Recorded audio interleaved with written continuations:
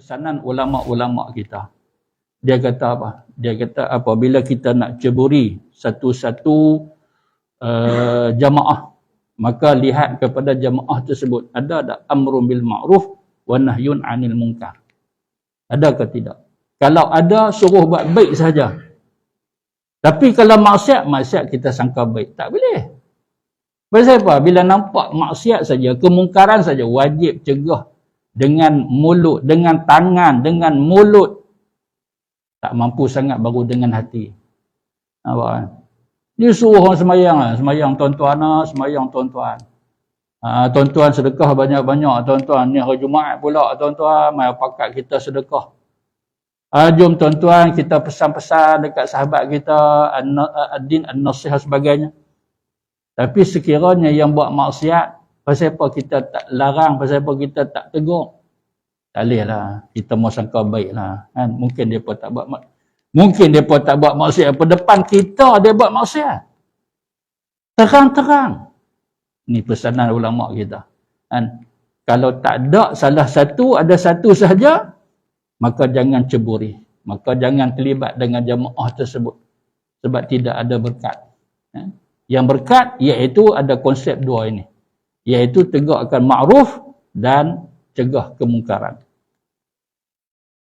Dan setengah daripada kesempurnaan orang yang memeliharakan atas sembahyang dan mendirikan dia, membaikkan, memelihara segala sunat rawatibnya. Baik. Jadi, seterusnya apa dia? Yang dikatakan kesempurnaan sembahyang. Adakah dengan kita jaga waktu sembahyang kita mai awal waktu, kita duduk di saf yang pertama, kita dapat takbiratul ula, elok kita sebagai muafiq sehingga habis kepada solat, pas kita duduk dengan imam, berwirid, berdoa, tak cukup lagi. Yang dikatakan kesempurnaan solat. Yang dikatakan kesempurnaan solat, orang yang betul-betul sayang dan jaga. Sayang tak hang tentang sembahyang ini? Sembahyang hang sayang ke tidak? Dia kata lebih pada sayang.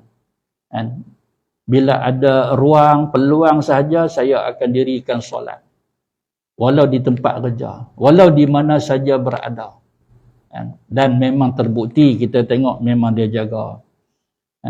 Sahabat kita ni cakap tinggi no. Tak kenal dia, aku rapat dengan dia. Apa yang dia cakap tu betul. Dia cakap dia bukan nak kata dia ni hebat, nak suruh orang puji dia. Aku kenal dia. Bukan tujuan dia yang tu. Walau kita tak tahu hati dia, tapi aku kawan dengan dia lama sampai aku boleh tahu apa duk kat hati dia. Sebab apa? Sebab bukan dekat hang saja dia kata macam tu, dekat orang lain pun macam tu juga. Dia sebut supaya apa dia? Supaya siapa-siapa pembuatlah macam dia. Pasal ni peluang Allah Ta'ala bagi kat kita. Dan sahabat-sahabat kita Allah dah ambil dah peluang tu. Mereka dah tak ada dah dekat muka bumi ni. Mereka dah kita simpan. Dia satu orang yang aku kenal, yang aku boleh selami jiwa dia, perasaan dia. Apa yang dia cakap dia kotakan. Sungguh. Kat mana sahaja aku rapat dengan dia. Aku tahulah. Kat kampung dia tak pernah tinggal sembahyang. Dekat RNR pernah aku ikut dia. Walaupun dia turun, dia tak makan, tapi dia tetap akan sembahyang juga kat situ. Walaupun tadi dah berhenti dah. Dia buat dah. Jamak takdim dia buat dah. Dia berhenti pula, dia ambil juga sembahyang kat tempat ni. Dia satu orang yang betul-betul jaga sembahyang. Dia begitu. Tapi di sini, lebih pada tu. Apa dia? Rawatib. Bukan sekadar orang ni dia jaga wuduk dia, kat mana nanti dia akan singgah, dia boleh sembahyang sebab wuduk dia jaga. Dengan makan sikit, dengan minum sikit, takut sekali nak buang air, sekali nak kentut. Dia jaga. Banyak dia berpuasa sebab dia nak jaga wuduk. Sentiasa berwuduk Bebas kalau dia nak sembahyang kat mana-mana boleh. Kan senang, satgi nak ambil sembahyang pula tempat yang tak ada ayat. Kan. Bukan sakat itu, bahkan lebih pada tu apa dia? Iaitu jaga solat rawatib. Kan. Selagi kita tak jaga solat rawatib, jangan dok katalah kita sayang kepada sembahyang. Kan. Bukan jenis orang yang sayang kepada sembahyang kalau tidak jaga rawatib. Tak sembahyang sunat qabliyah ba'diyah. Jangan. Kawan jaga sembahyang, tak pernah qada. Awal waktu. Ada sekali lah dia terlewat tu pun dia sedih. Kan? Sebab dia tidur. Mangkit-mangkit dia sedih. Tapi tak pernah luput juga. Sembahyang juga dalam waktu tu. Kan? Hebat dia. Tak apalah, itu pandangan kita. Tapi di sudut agama, iaitu orang yang tetap dia jaga juga rawatib dia. Bukan kepada sembahyang fardu yang kita kata memang 100% kualiti dah. Dengan rokok dia hebat, dengan iktidal dia hebat. Bacaan dia tu bacaan tepat. Ni aku duk baca hang kata bagus punya bacaan, tahu tak? Aku ambil daripada dia. Dia aku anggap dia sebagai tok guru bacaan solat aku. Kalau macam tu dia hebat lagi, memang dia hebat. Tapi dalam agama Islam tak hebat lagi kalau dia tak jaga rawatib dia. Kan? Sebab apa? Sebab solat rawatib ini dia akan menampal, tampung, tempek kepada kekurangan yang fardu. Kalau Nabi, sahabat-sahabat solat sempurna, hebat, pun solat rawatib mereka jaga. Ada yang muakkad, ada tidak muakkad. Yang disebut dalam kitab ni, dia kata muakkad ada 10, tidak muakkad ada 12, semua 22. Mereka jaga, Nabi, para sahabat jaga. Sebab apa? Kita solat yang tidak sehebat Nabi dan para sahabat kita tak jaga. Ini yang maksud Syekh Dr. Fatani kata, ni antara kesempurnaan solat lagi apa dia, iaitu memelihara akan rawatib.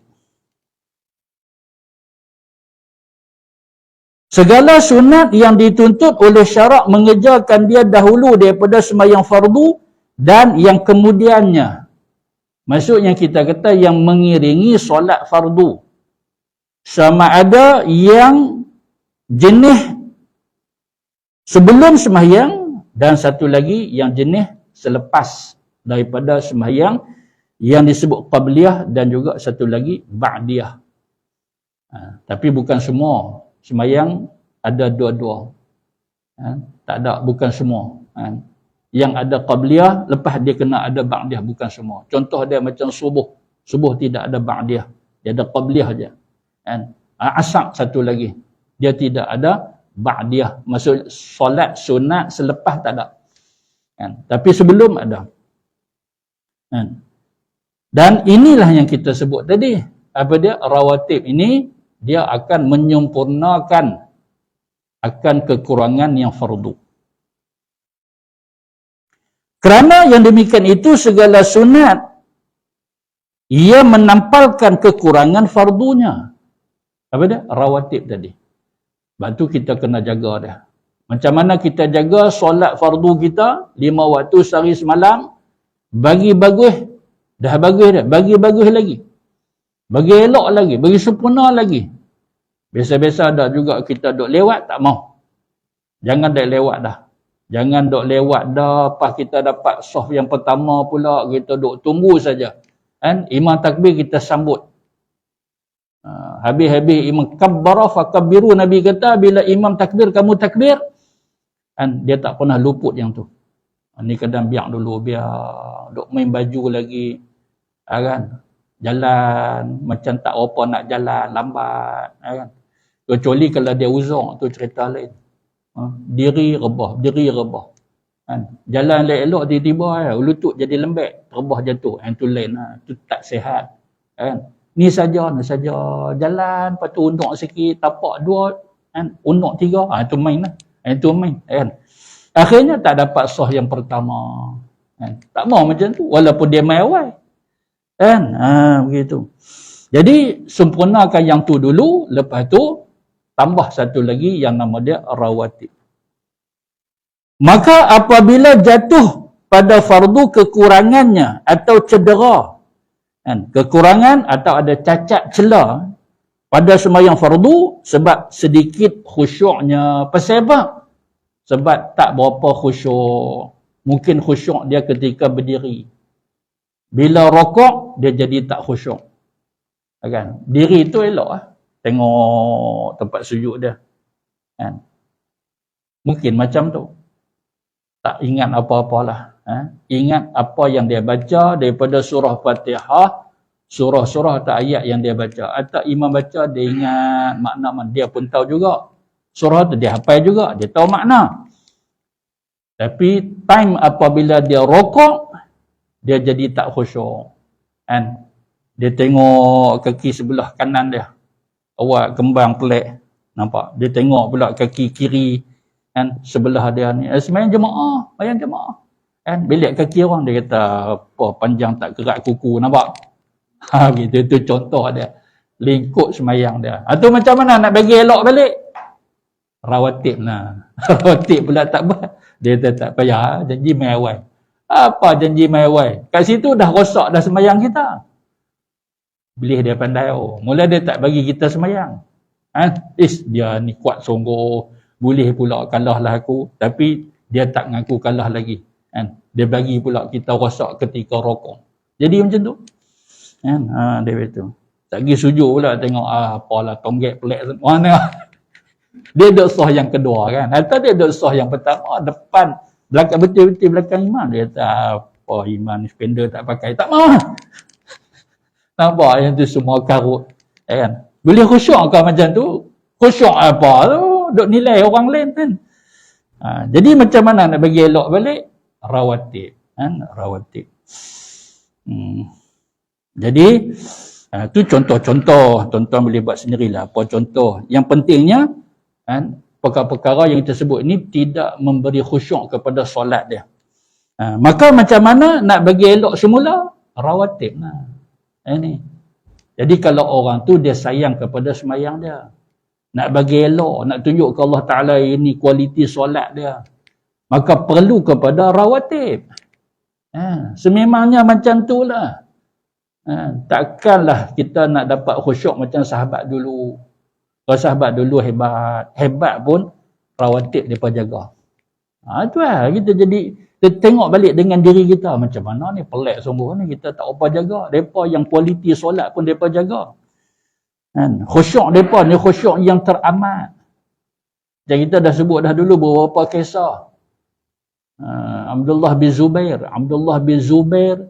Masa dia semayang, sekop ulang jatuh depan dia. Dia tak perasan. Dia tak perasan. Dia tak tahu. Sekop ulang jatuh tepi dia, belit anak dia. Ada anak dia sebelah.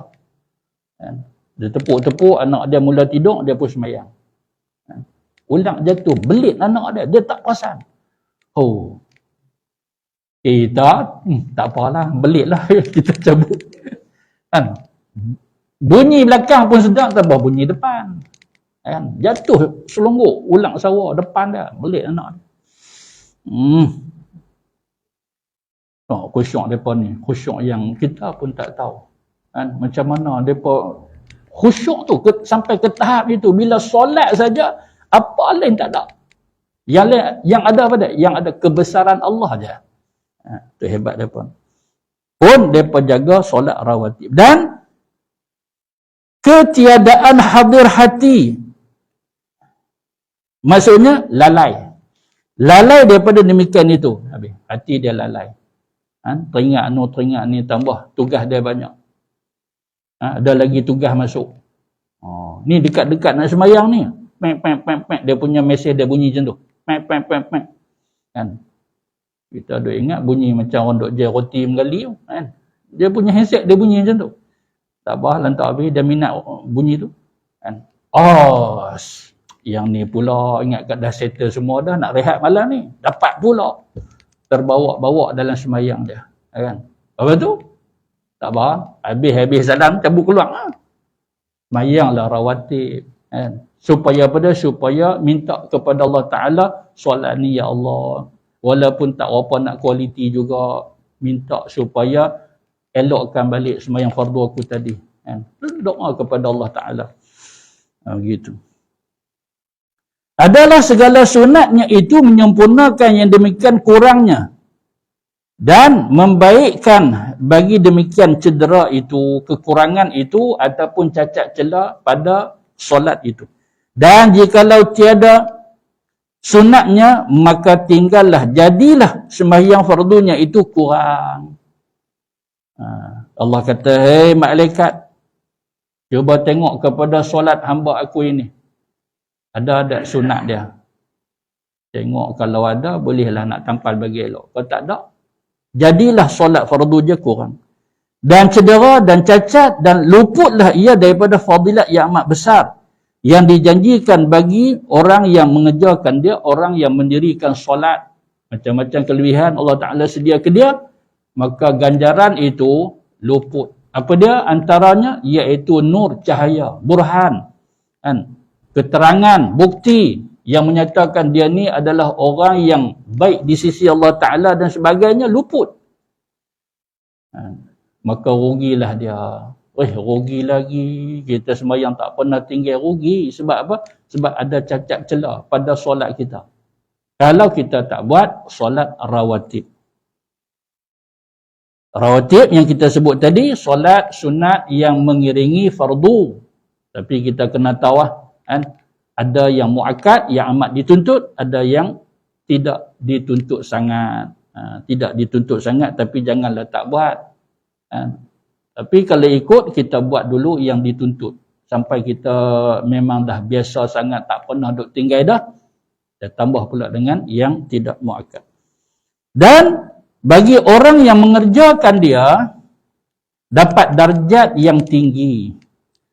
Apa dia? Iaitu orang yang jaga solat bagi elok, kemudian disusuli dengan rawatib dia, maka hebatlah seorang itu. Bismillahilladzi la yadurru ma'asmihi